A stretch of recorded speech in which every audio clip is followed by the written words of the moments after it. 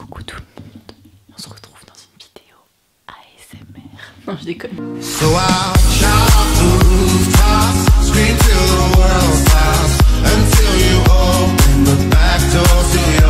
Salut tout le monde, j'espère que vous allez bien. Aujourd'hui je vous trouve dans une vidéo où on va parler de Netflix. Pourquoi? Parce que Netflix c'est la base, Netflix c'est la vie.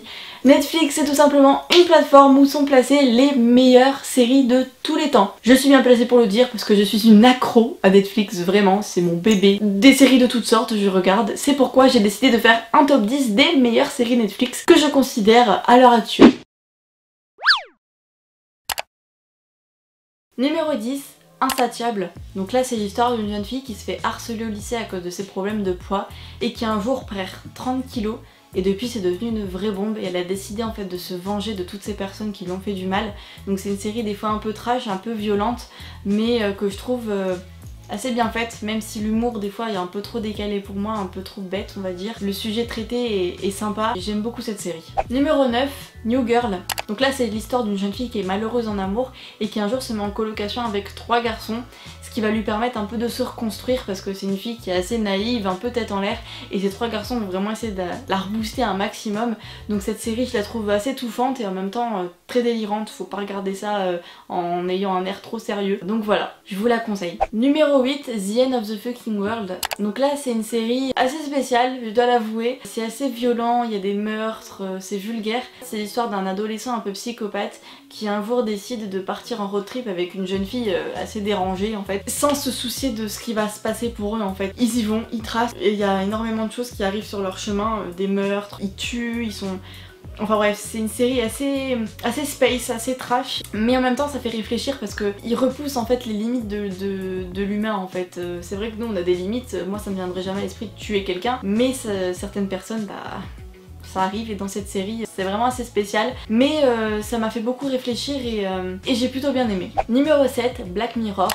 Donc là c'est une série basée sur le futur, la science-fiction, les nouvelles technologies. C'est une série, c'est jamais les mêmes personnages, c'est jamais la même histoire, etc. C'est plus des courts-métrages tous différents, basés uniquement sur la société future on va dire. Et c'est vrai que c'est une série qui fait beaucoup réfléchir, c'est une série assez philosophique. Franchement après avoir regardé cette série j'ai une façon de penser qui est totalement différente. Et c'est vrai que quand on voit certains épisodes on se dit que bah en fait c'est peut-être notre futur. Et certains épisodes font quand même peur, sont assez durs à regarder. Donc en tout cas je vous la conseille si vous aimez les séries un peu science-fiction, nouvelles technologies, le futur, la société, tout ça. Donc je vous la conseille si vous êtes plutôt de cette gamme là. En tout cas moi j'ai vraiment aimé, même s'il y a des épisodes que je trouvais vraiment assez dur. Numéro 6, Atypical. Donc là j'ai adoré cette série, très touchante. C'est l'histoire d'un jeune garçon qui est atteint d'autisme et qui commence à avoir des sentiments pour une fille, donc premier amour, la vie au lycée. Sauf que pour un autiste c'est pas du tout aussi facile que pour nous. Ils ont une façon de penser qui est totalement différente, une vision de la vie qui est très particulière et en même temps ils sont extrêmement intelligents. Donc c'est pas aussi facile pour eux d'entrer dans la vie active que pour nous. Et à travers cette série on voit vraiment la vie d'un autiste en fait, comment ça se passe. Et c'est une série vraiment touchante, elle m'a fait clairement pleurer, elle m'a fait chialer cette série. Je vous la conseille vraiment, c'est une belle leçon de vie. Numéro 5, Friends. Voilà. Moi je suis trop contente que cette série soit sur Netflix parce qu'elle est très vieille, elle est sortie dans les années 90 et ça fait longtemps que je la regarde depuis que je suis toute petite. Avant je la regardais avec ma mère et c'est vrai que cette série je l'adore. En fait c'est l'histoire de 6 amis, donc 3 gars, 3 filles qui habitent dans le même immeuble. C'est une histoire de tous les jours en fait, entre amitié, amour, travail, mais c'est une histoire basée vraiment sur l'humour hein. Tout est basé sur l'humour et j'adore les acteurs, franchement ils sont juste géniaux. Cette série ça m'étonne pas qu'elle ait eu un très gros succès avant parce que elle est vraiment bien. Numéro 4, 13 Reasons Why. Donc là je pense que vous connaissez, tout le monde en parle, la saison 2 est sortie il y a pas très longtemps, moi je l'ai bientôt fini. Donc c'est l'histoire d'Anna Baker, une jeune fille qui se faisait harceler au lycée et qui a décidé de mettre fin à ses jours malheureusement. Et en fait avant de mettre fin à ses jours elle a décidé d'enregistrer des cassettes audio qu'elle a déposées chez les personnes qui sont responsables entre guillemets de sa mort. Et c'est vrai qu'en écoutant ces cassettes on se rend compte de ce qu'elle pensait, de ce qu'elle ressentait. Et c'est une série vraiment dure à regarder. C'est des personnes qui jamais auraient pensé qu'ils étaient responsables de sa mort. Et en fait c'est une cassette pour chaque personne. On a toujours envie de savoir la suite, toujours envie de savoir ce qui s'est passé. Et c'est vrai que ça reflète beaucoup la réalité parce que des adolescentes qui sont harcelées, qui se suicident, il y en a tout le temps. Et je trouve ça vraiment dommage parce que dans notre société d'aujourd'hui, les adolescents sont méchants, sont mesquins. C'est cruel, des fois ils font des choses, ils se rendent pas forcément compte, mais ils font des choses qui ont des impacts énormes. Même si vous n'êtes pas harceleur, essayez de réfléchir avant de parler à quelqu'un parce que ça peut avoir un impact énorme, surtout si cette personne est sensible. Numéro 3, La Casa de Papel.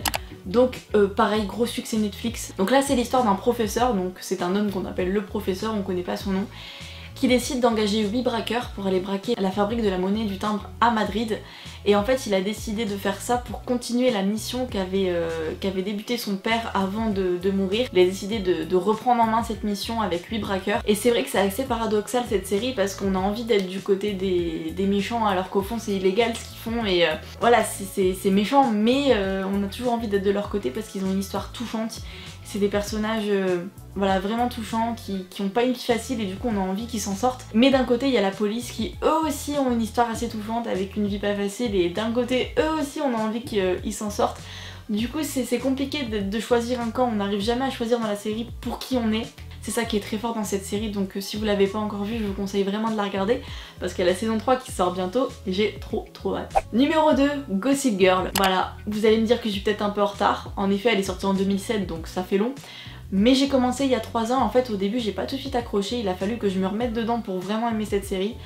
Et je l'adore, je la regarde tout le temps avec mon copain, ça fait 2 ans qu'on la regarde. Bon c'est vrai que on a eu des moments où on a stoppé puis on a repris, donc on est bientôt à la saison 6, la dernière saison d'ailleurs. C'est un gros coup de cœur. Après pour le résumé, je vais lire le synopsis sur internet parce que je suis pas trop sûre de pouvoir bien vous l'expliquer. La vie de la jeunesse dorée des élèves de 2 écoles privées new-yorkaises, vue à travers les yeux ironiques d'une mystérieuse blogueuse surnommée Gossip Girl.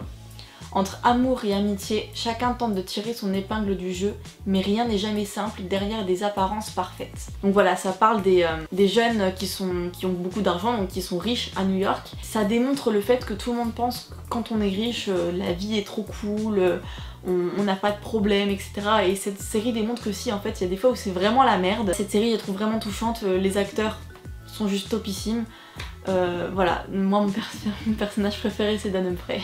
Je vous le dis comme ça parce qu'il me fait trop craquer. Voilà, je l'adore cette série et si vous l'avez pas encore vue, je vous la conseille vraiment parce que c'est un autre visage, c'est une partie vraiment extérieure, c'est un autre monde en fait.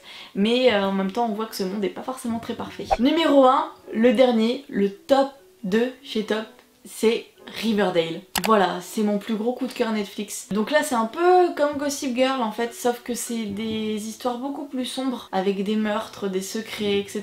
Donc Riverdale c'est le nom de la ville. Je vais vous lire aussi le synopsis parce que pour faire résumer ça va être un peu compliqué. Sous ces airs de petite ville tranquille, Riverdale cache en réalité de nombreux secrets. Alors qu'une nouvelle année scolaire débute, le jeune Archie Andrews et ses amis Betty, Jughead et Kevin voient leur quotidien bouleversé par la mort mystérieuse de Jason Blossom, un de leurs camarades de lycée. Alors que les secrets des uns et des autres menacent de remonter à la surface, et que la belle Veronica, fraîchement débarquée de New York, fait une arrivée remarquée en ville, plus rien ne sera jamais comme avant à Riverdale. Donc voilà, je pense que vous l'avez un peu compris, c'est l'histoire d'une ville qui cache beaucoup de secrets, beaucoup d'histoires, et j'ai vraiment adoré, c'est un gros coup de cœur. Pareil, il y a les saisons 3 qui sortent bientôt et j'ai trop hâte. Voilà tout le monde, cette vidéo est maintenant terminée, j'espère qu'elle vous aura plu, que j'aurais pu essayer de vous donner quelques idées de séries. En tout cas moi c'est vraiment le top 10 de Netflix pour moi, en tout cas pour le moment. Et je vous fais de très gros bisous et je vous retrouve très vite dans de prochaines vidéos. Salut!